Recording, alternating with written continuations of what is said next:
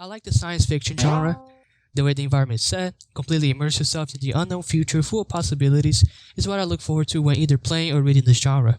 I noticed that most of them share a common theme of how people and nations are fighting for limited resources in others to get this remaining power, and how this power ultimately led to their own destruction.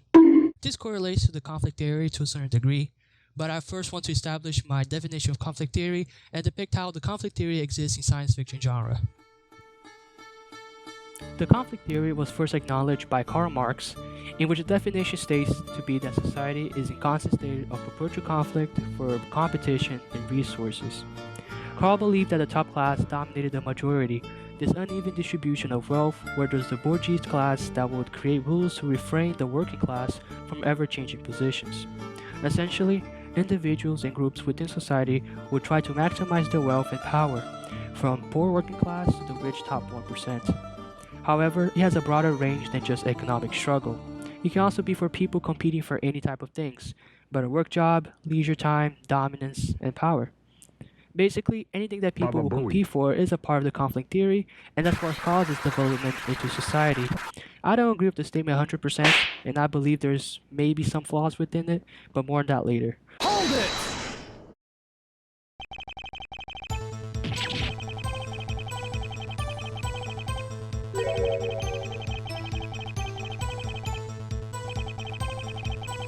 Take that!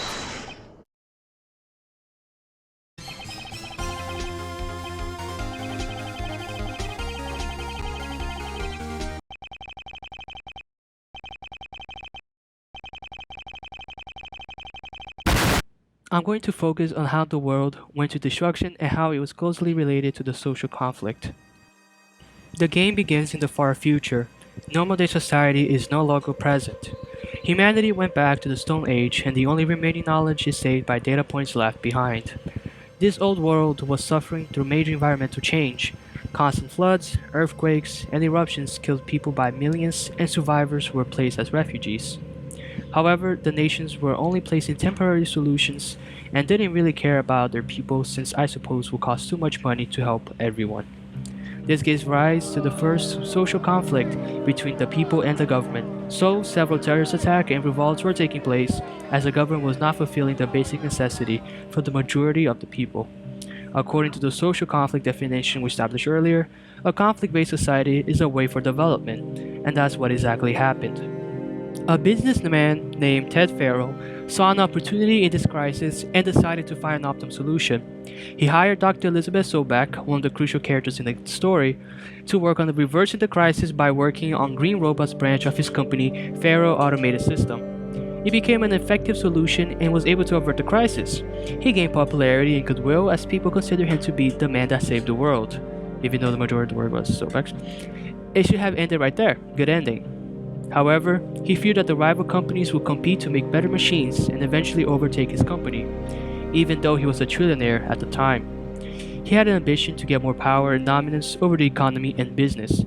This somewhat perpetual conflict to get this unfathomable power is what led to the destruction of Earth.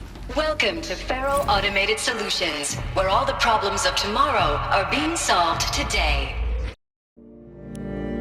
After the crisis, his company started a military branch that sold automated military technology. It began by selling personal robotic bodyguards, but that wasn't enough. In order to make it unbeatable from other companies, he proposed robots capable of mass destruction, in which they were called Chariot lines. These were separated into three categories. The ACA-3 Scarab FSP-5 Kopesh, the BOR-7 Horus. Imagine your complete engagement ecosystem comprehensively managed by a high-speed learning machine network. Not only that they were able to adapt to every engagement, make multiples of themselves at an exponential rate, but they use emergency biofuel that converts any organic material into fuel. In order to guarantee his popularity in the military branch, he proposed a virtually unbreakable encryption protocol that excluded any means of regaining the controls of the swarm. I need a way to reassert control over the Hearts Timor swarm. I don't know what to tell you, Ted. You're asking the impossible. He basically controlled all the stock market globally and became the most powerful company at that time. This was a really good representative of the conflict theory, how this individual pursuit of power by making the competition non-existent, maximizing his wealth to the extreme. Ted Farrell consumed by the fear of the competition of rival companies will overtake his position, created an ambition for the pursuit of power by any means necessary, creating an unbalanced society. This is the macro view of the social conflict that is between companies and nations to strive for power. How about the individual people that were involved in this conflict? The US military was the first to take action to set up a plan in order to stop it. An ultimate weapon, Zero Dawn, was under development and needed every bit of effort in order to build in time. There are logs of soldiers addressing this concern about the situation. Deployments are getting real long and tougher every time. The swarm's getting better at predicting us. Less of us now. And we have to put in 10 times the work for everyone gone. I don't even recognize the places we're defending.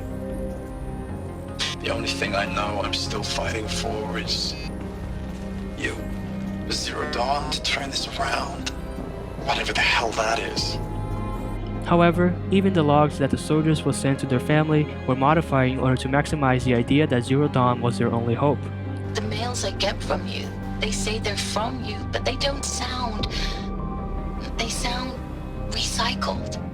Phrases put together. So the majority of the people were fighting the robots, so what about the top 1% of the population were doing? Those who had the money afforded themselves an underground bunker, went to the moon, or if they were also smart, worked on the Project Zero Dawn. The people chosen were given the choice to either join the project and save a spot for their family and future generations, or euthanization, a form of mercy killing. These people were interviewed and some addressed the concern of the morality of it, why they were chosen while millions of people were dying at the surface. There is so much unfairness. Why was I chosen? Was it decided by committee? By algorithm? My family will be saved because I happen to graduate in art history? Is this right? The big review of the Project Zero Dawn was shown to the public by January Harris, to give information what it is actually about. The rumors that Zero Dawn is a top-secret superweapons program, the technological miracle that will save us from the Pharaoh Plague, if Operation Enduring Victory can hold off the robots long enough. The reason I'm sure you've heard the rumors is that I'm the one who spread them, and they are all lies. This is the horrible truth behind the lies of Operation Enduring Victory. My lies. Lies designed to inspire millions of innocents to sacrifice themselves in battle. Why? One reason. To buy time for you and the work you will do here. It was merely a deception in order for people to have a cause to fight for. It was an effective strategy and even seems morally justifiable in a sense, but I like to view it through the commoner's eyes. We got drafted into the military to fight robots. The general mentions that it was to buy enough time for the super weapon to take place, and when it is finally revealed that the super weapon was not even to defeat the robots and say that you have less than a year to live before Earth goes extinct. I would be pretty mad, to be honest, I would. So how about it? How does it relate to the social conflict theory?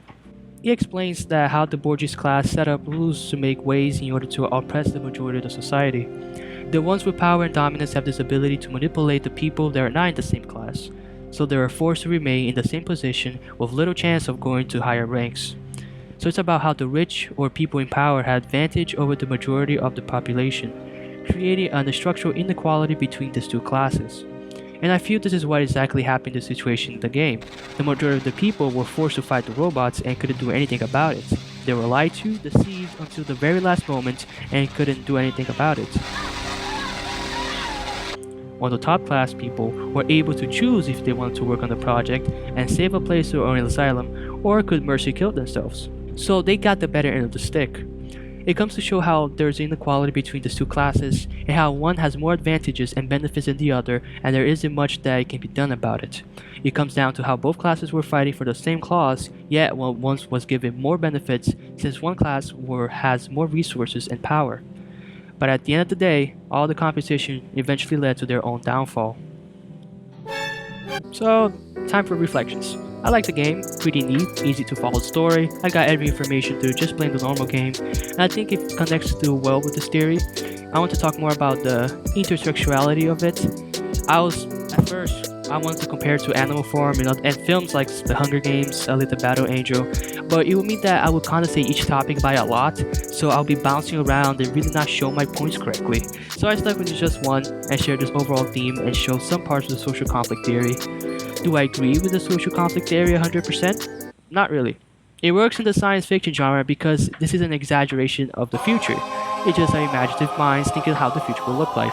So giant sentient robots will doom Earth and cause mass extinction that kind of make me go, what? But we have to recognize that we are living in a very stable society compared to previous generations. In a way, this perpetual conflict does not define who we are as a society. We are more than just hungry power people focusing on pursuing better resources 24/7. We want to appreciate our lives, spend our time with others, have fun time regardless of what social position we are in. Sometimes having better resources and power does not equate to having a fulfilled life. Is there social conflict in our society? Yeah. Is it the main focus of our society? No. In the science fiction, blah blah blah, you get the point.